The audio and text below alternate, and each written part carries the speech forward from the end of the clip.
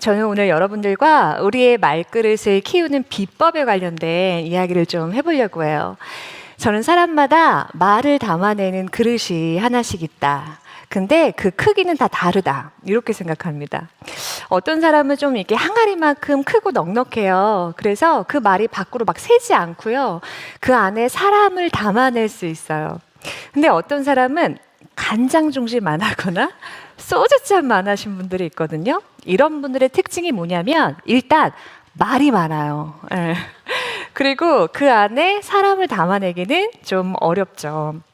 그리고 우리가 이런 사람들하고 만나다 보면 만나면 자기 얘기만 해요. 그리고 뒷담화하는 거 너무 좋아하고 같은 말을 해도 꼭 기분 나쁘게 해요. 예. 우린 아니잖아요. 그렇죠. 분명한 건 미스테리. 우린 아닌데 우리 주변에 꼭 그런 사람은 있는 것 같아요. 제가 이 책을 쓰고 나서 좋은 일이 참 많이 있었습니다. 근데 나름의 애로사항도 있어요. 왜냐하면 이제 저한테 저의 개인적인 말그릇은 얼마나 되느냐고 자꾸 물어보세요. 이게 왜 어려운 질문이냐면 제가 아들만 둘을 키우는 엄마입니다. 이유가 충분하죠. 네. 제가 가끔 이성을 잃어요. 그리고 중요한 건 저희 첫째가 이제 7살이 되면서부터 7살 앞에 붙는 수식어 아시죠? 뭐가 붙죠? 네, 저는 말할 수 없어요. 아들이 와 있어요. 그냥 여러분이 말하신 걸로 할게요. 이제 그러다 보니까 제가 목소리가 막 커지고 언성이 높아지고 막 감정 조절이 잘 안 되면 저희 아들이 책장에서 말그릇책을 싹 뽑아요. 너무 무섭잖아요? 그래서 저한테 쓱 내밀면서 말그릇 작가님이 이러시면 되겠냐고 자기가 독자들한테 전화해서 이 진실을 널리 알리겠다는 거예요.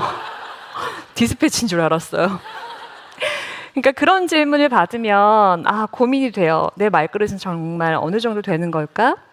그리고 저도 뒤돌아서서 그렇게 말하지 말걸, 조금 더 다른 선택을 해볼 걸, 이렇게 후회하는 순간들이 여전히 많습니다. 그럼에도 불구하고 제 말그릇은 성장하고 있다, 이렇게는 말씀드릴 수 있어요. 그리고 내 말그릇이 자라고 있는가? 라고 질문하기 시작한 이후부터 저는 제가 더 괜찮은 사람이 되어가고 있는 것 같아요. 그 예를 한번 들어볼게요. 제 말그릇이 어느 정도 커가고 있는지요. 지금부터 여러분들은 머릿속에 한 사람을 떠올려 보실 건데요. 어떤 사람이냐면 이 인간을 안 볼 수는 없어요. 보긴 봐야 돼요. 그런데 대화만 시작하면 얘는 아니다 싶은 애. 나랑 너무 다르고 말이 너무 안 통해. 이런 생각이 드는 사람이 한 사람은 있으실 거예요. 마음속에 지금 떠올려 보시고 저는 오늘 시댁 이야기 좀 해보려고 해요. 네, 저희 시댁은 경상도 포항이세요. 근데 이제 지역색도 있겠지만 아들만 셋을 키우셔서 무덤덤하시고 무뚝뚝하세요. 말투도 좀 거치신 편이죠. 때는 바야흐로 몇 해 전 추석 때 일입니다. 이제 저희 신랑이 이제 그 장남이어가지고 저희 집에 이렇게 다 이렇게 모여 있어요. 도련님 2명의 시부모님이요. 근데 그날따라 저희 시아버님이 기분이 엄청 좋으셨어요. 왜냐하면 저희 신랑이 이제 승진을 한 지 얼마 안 돼가지고 저희 아버님께서 제가 어릴 때부터 그렇게 영특했다는 이상한 얘기를 우리 아들이 그냥 어릴 때부터 기특했다고 하시면서 그냥 자식 자랑 엄청 하시는 거예요. 제가 반박하고 싶은 구간이 되게 많았어요. 하지만 제가 또 며느리니까 다 아버님 닮아서 그렇다고.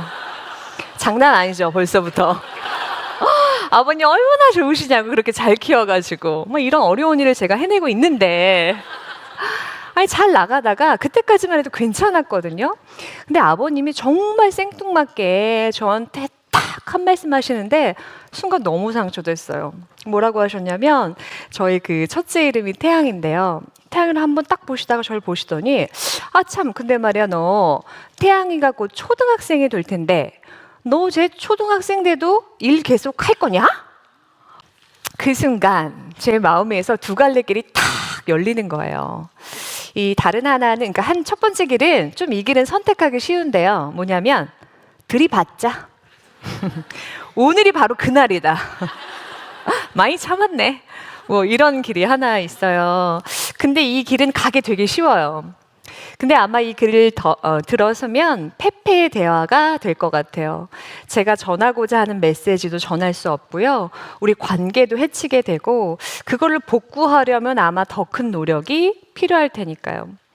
그리고 또 하나 길도 있어요. 근데 이 길을 가려면 조금 의식적인 노력이 필요합니다. 그거는 잘 받아내고 싶다. 말에 걸려 넘어지지 말고 내가 그 마음을 잘 받아서 우리의 대화가 끝날 때까지 아무도 다치지 않도록 내가 잘해보고 싶다? 이런 마음이 좀 들었어요. 근데 왜 우리가요, 사람마다 말하는 스타일이라는 게 있잖아요. 근데 그걸 좀 크게 나눠보면 저는 피구형과 캐치볼형이 있는 것 같아요. 피구형은 뭐냐면 상대가 어떻게 받는지는 별로 관심이 없어요. 나만 그냥 화끈하게 말하면 되는 거죠. 그래서 왜 가슴 아픈 말 막 해놓고 나서도 야, 나는 거짓말은 못한다. 나니까 이런 얘기 너한테 해주는 거야. 이런 사람들 꼭 있죠. 대표적인 피구형입니다. 그리고 캐치볼형은 뭐냐면 내가 말을 하더라도 상대가 잘 받을 수 있도록 조절할 수 있는 힘을 가진 사람들이 있어요. 이제 그런 사람들은 내 감정도 조절이 가능하고요. 지금 상대가 어떤 입장인지 고려할 수 있고 더 나은 언어를 선택할 수 있습니다. 근데 말그릇이 큰 사람의 특징이 뭐냐면 일단 캐치볼 할 줄 알아요. 말을 할 때. 그래서 상처되는 말은 잘 안 하려고 하죠. 그리고 두 번째, 내가 피고하든 말하는 사람을 만날 때도요, 그걸 잘 받아낼 수 있다는 거예요. 왜 우리 어릴 때 피고 다 해보셨죠? 예, 왕년에 진짜 피고 잘하는 애들 보면요, 마지막에 끝까지 남잖아요. 근데 정말 결승을 가린 중요한 장면이 오면 걔네들은 도망가지 않더라고요. 다 거기 쓰죠? 왜 쓰죠? 네, 그렇죠. 이걸 딱 받아내려고요. 말그릇이 큰 사람도 그렇더라는 거예요. 공을 탁 받아내서 새로운 기회를 만든다는 거죠. 저도 좀 그렇게 해보고 싶다? 이런 마음이 들었어요. 그러면 말그릇이 큰 사람은 어떻게 그걸 받아내는 걸까? 네, 제가 그 비법을 좀 소개할 텐데요. 비법은 그 사람의 말을 듣지 말고 그 사람을 보면서 앞으로 나아가는 겁니다. 그리고 두 가지를 기억하셔야 돼요. 첫 번째는 저 사람이 지금 피고하든 말았지만 나를 공격하려는 것은 아니야. 이것을 기억하셔야 돼요. 그러니까 저희 아버님이 포항에서 서울까지 역기송 해주셨어요. 아이들이 어리다고. 근데 올라오시면서 와, 내가 이틀 내로 우리 며느리 잡는다 내가 오늘. 이런 마음으로 오신 거는 아니겠죠. 80평생을 캐치볼하는 방법을 모르셨어요. 그래서 그렇게 시작한 건 정말 아쉬운 이야기지만 처음부터 저한테 화살을 겨눈 것은 아니라는 거죠. 우리가 그거를 기억할 때 후회할 말을 줄일 수가 있습니다. 그리고 두 번째 기억해야 되는 것은 피고하든 말하는 사람에게도 처음에는 좋은 의도가 있었다는 거예요. 우리가요, 정말 작정하고 나쁜 마음 먹지 않고서는 처음엔 다 좋은 마음으로 대화를 시작합니다. 잘 알려주고 싶었고, 가르쳐주고 싶었고, 공감하고, 위로하고 싶었어요. 처음 마음은 그랬다는 거예요. 근데 그 마음, 저는 그걸 원석이라고 부르거든요. 내가 처음엔 좋은 마음으로 대화를 하려고 하는 그 원석이 우리 누구나 이 안에 가지고 있어요. 그런데 이것이 말로 뱉어지는 유통 과정에서 변질이 돼요. 그러니까 이 유통 과정만 들으면 쟤 나한테 왜 저렇게 말하냐? 이렇게 되는 거죠. 그런데 말그릇이 큰 사람은 유통 과정을 넘어서 이 사람이 본래 가지고 있는 원석이 무엇일지를 찾아본대요. 원래 가졌던 좋은 마음, 좋은 선물 말이에요. 자, 그럼 좀 전의 상황으로 다시 가볼게요. 저희 시아버지가 저한테 너 일 계속 할 거냐? 이렇게 탁 피구공을 던지셨을 때 저희 아버님의 원석은 뭐였을까? 저는 이렇게 대답했어요. 아버님, 자식 농사가 가장 중요하다. 그 말씀이시죠? 장난 아니죠? 와, 제가 해놓고서도 너무 근사해서 깜짝 놀랐어요. 근데 저희 아버님 듣기에도 되게 좋으셨나 봐요. 그렇지 하시면서 부모에게 자식이 어떤 의미인지를 알려주고 싶으셨대요. 그렇게 우리는 아무도 다치지 않게 대화를 끝낼 수 있었죠. 네, 제가 상담을 하다 보면 사람들이요, 자신의 원석을 꺼내는 방법은 잘 몰라요. 우리는 다 말에 서툴거든요. 그런데 누가 너 안에 원석 있다? 이걸 알아봐 주면 되게 좋아해요. 야, 너는 역시 사람을 알아봐.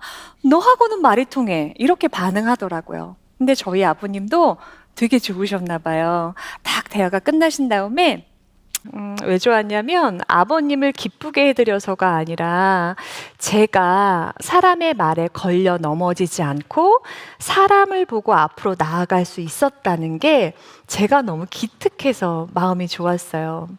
왜냐하면 저는 제 말을 대물림시키지 않으려고 엄청 노력해야 하는 사람이었어요. 그러니까 저는 타고난 대화 전문가는 아니에요. 사람의 말은 책에서 배운 대로 잘 되지 않습니다. 배인 대로 돼요. 그러니까 어릴 적부터 꾹꾹 눌러 담은 말이 이 입에 탁 붙어버려서 급할 때 툭 튀어나와 버리는 거예요. 저는 제가 기억하는 어린 시절부터 저희 부모님께서 저희 집에서 피구를 엄청 하셨어요.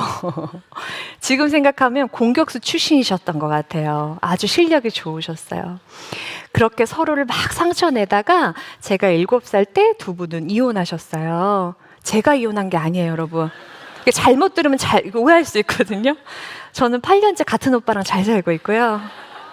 저희 부모님은 제가 7살 때 이혼하셨고 저는 그 사이에 엄마가 여러 번 바뀌었어요.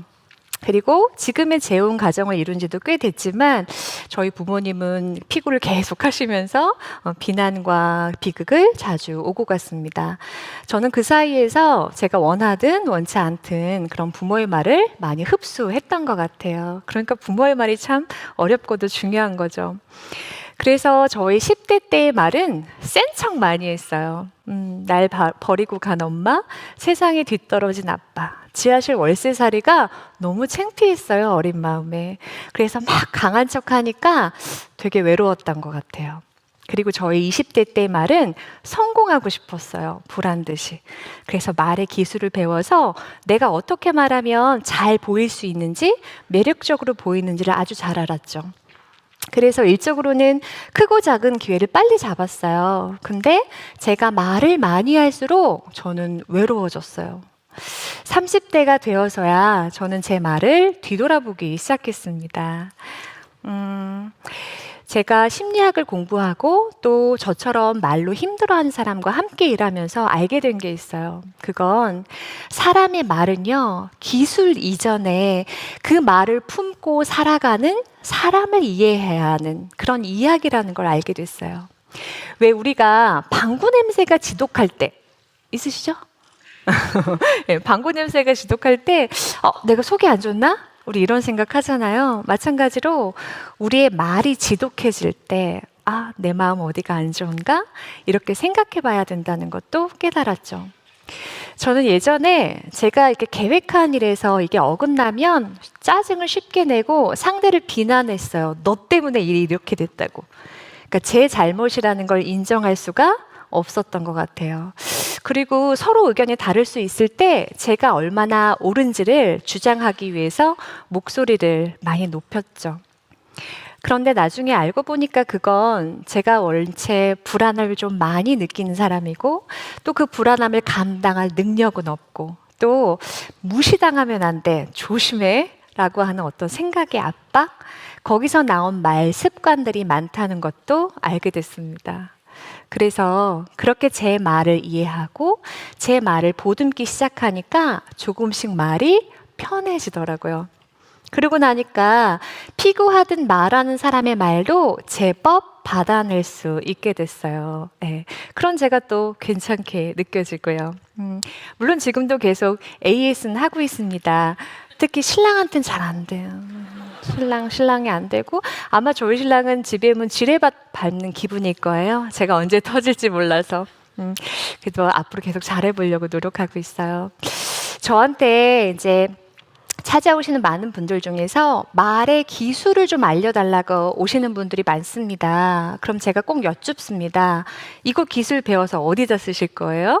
이 기술 배워서 어디다 활용하고 싶으세요? 라고 이렇게 물어보면 뭐 답은 다 다르세요.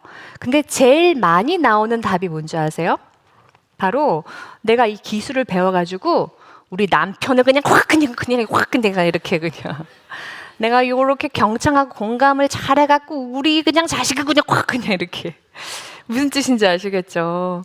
그러니까 공감하고 경청해서 결국은 내 뜻대로 그 사람을 끌고 오고 싶은 마음의 기술을 배우러 오시는 분들이 많습니다. 근데 생명은 그런 식으로 잘 끌고 오지 못해요. 그리고 그거는 내가 금방 승질나고 마음이 급하면 원래대로 돌아가게 돼 있어요. 그래서 제가 그런 분들에게 꼭 묻는 건 지금 마음은 어떠세요? 그리고 그 사람들에게 꼭 듣고 싶은 이야기가 있다면 무엇인가요? 이렇게 물어보거든요. 그럼 눈물을 뚝뚝 흘리세요. 그러니까 그것은 기술의 문제가 아니라 마음을 회복해야 되는 문제라는 거죠. 말은 마음에서 나옵니다. 그러니까 우리의 말그릇을 키우는 진짜 비법은 우리의 마음이 먼저 자라고 그 길을 따라서 우리의 말이 자란다. 이렇게 말씀드리고 싶어요.